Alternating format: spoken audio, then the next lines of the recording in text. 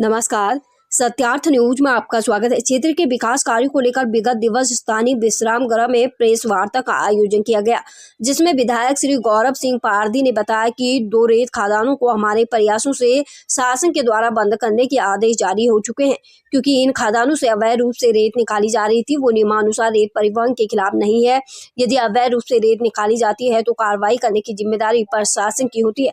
उन्होंने आगे बताया कि कटंगी से लालबारा, कटेदरा से झालीवाड़ा मार्ग, मिरगपुर से आगासी मार्गों को शासन के द्वारा मुख्य जिला मार्ग घोषित किया गया है। आगामी समय में इन मार्गों का चौड़ीकरण भी होगा, जिससे आम जनता को आवागमन से अधिक सुविधा होगी। ऐसे क्रम में तिरोड़ी रेलवे स्टेशन में फुटओवर ब्रिज का कार्य भी स्वीकृत हो चुका है। श्री पारदी ने बताया कि क्षेत्र के विकास के लिए वो सतत प्रयासरत है। कटंगी से संवाददाता गोविंद शुक्ला की रिपोर्ट। और भाकलघाट, जिसका हमने पत्राचार किया, लगातार पत्राचार किया, हमने टेक्निकल वे में उनको बताया कि इससे ये खदानें जो हैं ये इस क्षेत्र की रेत को नहीं, नदियों को ही समाप्त करने की दिशा में कार्य कर रही हैं, जिसको संज्ञान में लेके जांच हुई। जांच दल की रिपोर्ट के आधार पे ये दोनों स्वीकृत खदानों को निरस्त कर दिया गया। मैं समझता हूँ कि चंदन मैया के आशीर्वाद से ये एक ऐतिहासिक कदम है, ऐतिहासिक निर्णय है, और इसमें मुझे सहयोग देने के लिए मैं आप सबको भी धन्यवाद देता हूँ, हृदय से आभार करता हूँ कि हमारे क्षेत्र की नदी बचाओ अभियान जो है उसमें ये एक कदम है, पहला कदम है, और मुझे पूर्ण विश्वास है कि आने वाले समय में ऐसे अनेकों कदम उठाते हुए हम हमारे क्षेत्र की नदियाँ हमारी आने वाली पीढ़ियों के लिए और सभ्यता के लिए बचाने के लिए सक्षम हो जाएंगे। यही बात सबसे निवेदन करना था। बहुत बहुत विभाग वाले जानते हैं कि मैं इस विषय में क्या हूँ। हाँ, लेकिन ये बात बिल्कुल सही है कि क्षेत्रीय लोगों की रेत की आवश्यकता जो है उसकी पूर्ति के लिए मैं वचनबद्ध हूँ।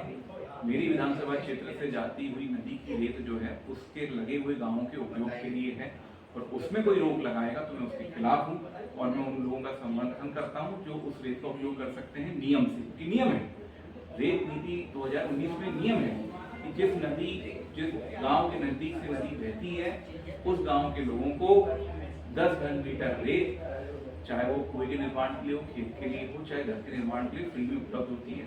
नियम से बिल्कुल लेने के अधिकारी हैं और बिल्कुल लेंगे। कई बार नासमझी में या फिर जानबूझ के कई लोग इस चीज को रोकने का प्रयास करते हैं, क्योंकि हमें मालूम है कि नियम क्या है, तो हम उनका विरोध करते हैं और इन लोगों से। अगर कोई आपका नाम लेकर इस तरह से खनन करता है तो क्या चाहेंगे प्रशासन किस तरह की कार्रवाई? प्रशासन तो हम चाहते हैं कार्रवाई करे, गलत तरीके से कोई करता है तो बिल्कुल कार्रवाई करे, लेकिन मुख्य जिला सड़क घोषित करवा दिया है। कटंगी से लालबर्रा मार्ग, कटेदरा से नवेगांव, गजपुर, जरामू गांव होते हुए अंधेरा होते हुए झालीवाड़ा मार्ग निकलेगा।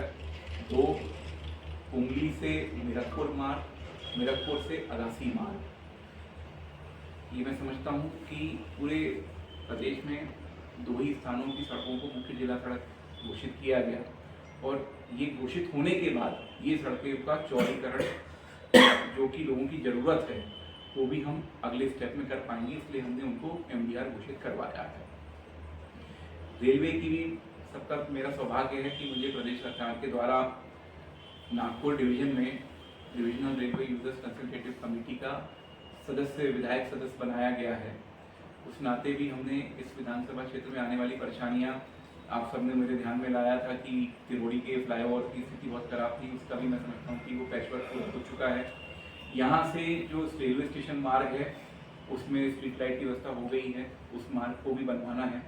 एक हमने प्रपोजल दिया है जो आने वाले बजट में स्वीकृत होने की हमें पूर्ण संभावना है। तिरोड़ी रेलवे स्टेशन में फुट ओवर ब्रिज 1 नंबर और 2 नंबर प्लेटफॉर्म में आने जाने के हिसाब से FOB, वो भी मुझे लगता है कि आने वाले समय में पूर्ण हो जाएगा।